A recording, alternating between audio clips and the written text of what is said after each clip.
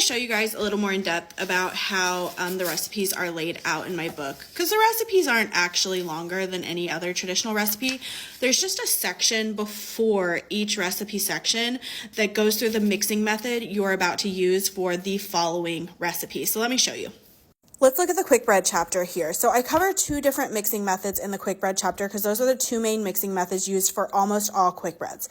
So the muffin mixing method and the biscuit mixing method are the two main methods you're going to use for all quick breads. So it starts out with the muffin mixing method. I go through the steps of how to do the muffin mixing method. I lay out each step with pictures and instructions. I kind of cover some of the key things you're going to want to keep in mind, why we are doing specific things in this method. And then following that method are standard length recipes utilizing that method that we just covered. So the sweet batter bread, the savory batter bread, there's also a fruit and veg batter bread for things like banana bread, carrot bread, zucchini bread, muffins, things like that. And then once we get through all of those recipes, and also cornbread would use the muffin mixing method.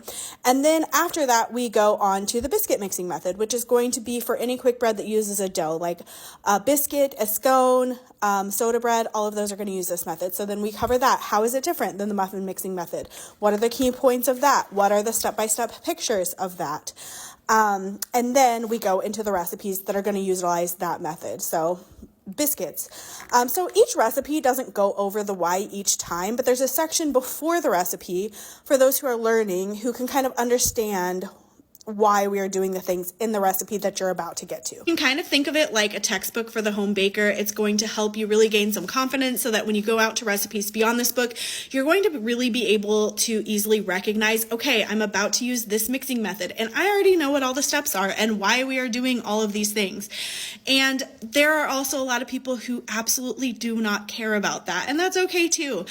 If you are one of those people that doesn't care about it, then the better fit for you would be like 98% of every other cookbook on the market. That's how most cookbooks are set up, is to just give you the recipes.